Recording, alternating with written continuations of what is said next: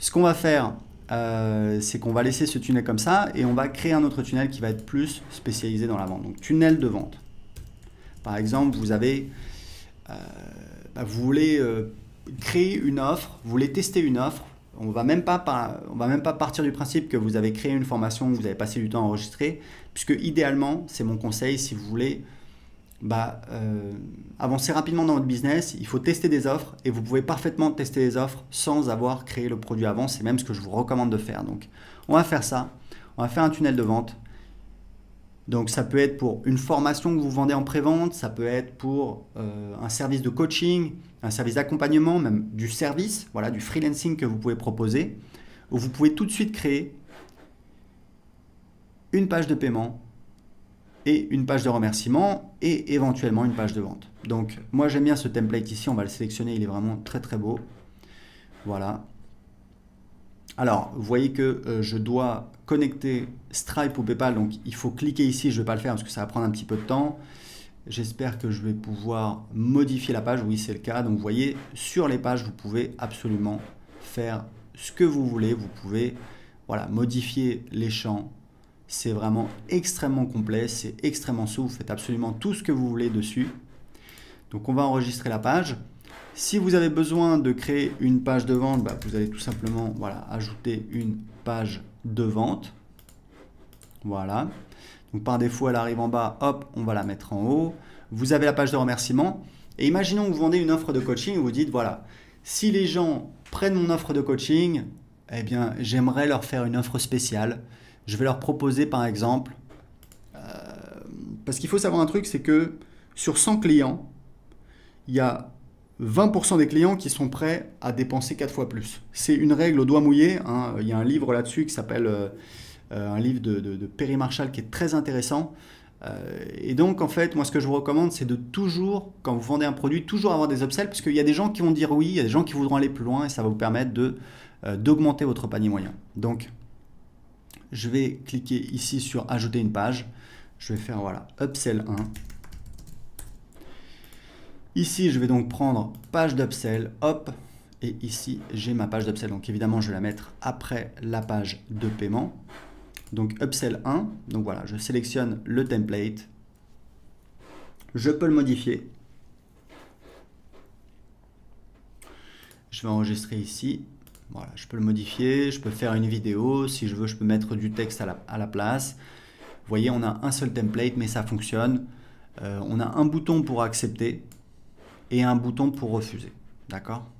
Donc c'est très important de bien faire en sorte que les gens comprennent qu'il y a une offre complémentaire, qu'ils soient libres d'acheter ou de refuser en toute connaissance de cause. Si vous essayez entre guillemets de tromper les gens en ayant, là vous voyez même à la limite le bouton n'est pas, en fait il faut vraiment que ce soit clair dans votre message et sur le bouton, parce que si c'est pas le cas, tout simplement les gens vont demander des remboursements, les gens vont pas être contents, vous pouvez avoir des chargebacks, c'est-à-dire que les gens font opposition et vous avez des frais au niveau de votre processeur de paiement. Donc voilà, c'est pas forcément une bonne idée sur le long terme.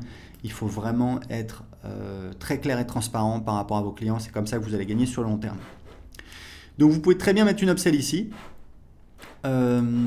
Ici, dernière chose pour les pages de paiement, c'est très important.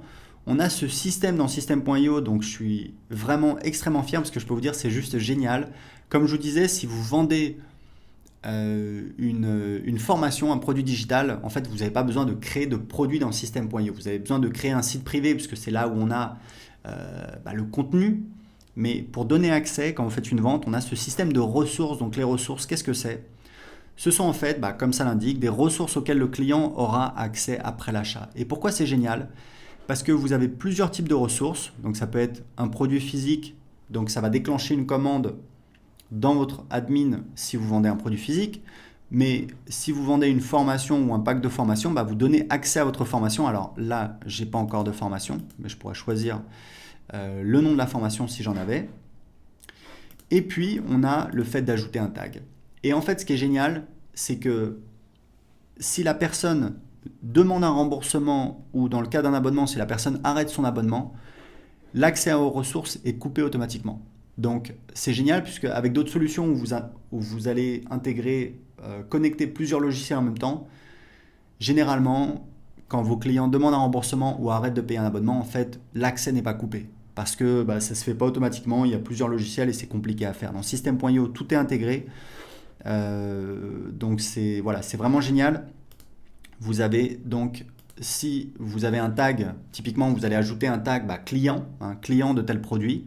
Mais si la personne demande un remboursement, hop, ce tag va être supprimé du contact. D'accord ? On aura toujours l'historique dans sa fiche contact, les paiements, les abonnements, les emails ouverts, etc. Mais dans le futur, cette personne n'aura plus de tag et l'accès à la formation sera supprimé. Donc ça, c'est vraiment génial. Donc ici, vous avez donc page de vente, page de paiement, page d'upsell. Vous pouvez rajouter autant d'upsell et de downsell que vous voulez. Comme je vous indiquais, les downsell, c'est en fait un type. Donc on va mettre downsell 1.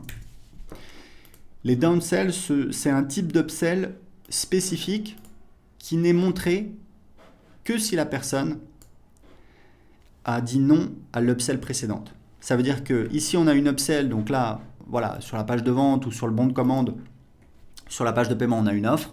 Les gens payent avec PayPal ou alors entrent leurs coordonnées de carte bancaire. Sur la page suivante, ils sont donc redirigés vers une page d'upsell sur laquelle on leur fait une offre complémentaire. Et si on a une downsell ici, ne verront la downsell que les gens qui ont dit non à l'étape précédente. C'est-à-dire que les gens qui disent oui, ils vont passer directement, ils vont sauter la downsell, ils vont passer directement à l'étape suivante. Donc ça peut être une autre upsell, on peut rajouter une upsell, ou alors ça peut être directement la page de remerciement. L'avantage de la downsell, c'est que c'est vraiment une offre spécifique pour les gens qui ont dit non. Typiquement, c'est on propose un produit, les gens disent non, on dit ok, est-ce que je comprends, ça vous fait un petit peu cher, est-ce que ça vous dirait par exemple de payer en plusieurs fois sans frais, et voilà, ce type d'offre qu'on peut faire, d'accord ?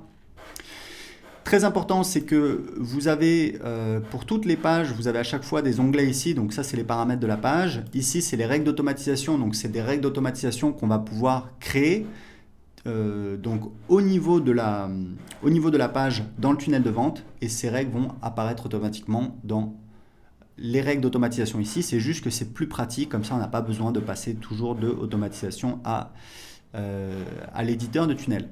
Ici, on peut créer des tests AB. Ici, on a donc les statistiques, donc on voit le nombre de visiteurs, le nombre d'inscrits, le taux de conversion, le nombre de ventes. Et ici, on a donc tous les clients qui ont acheté. C'est uniquement pour les pages de paiement. Voilà, pour les pages de vente.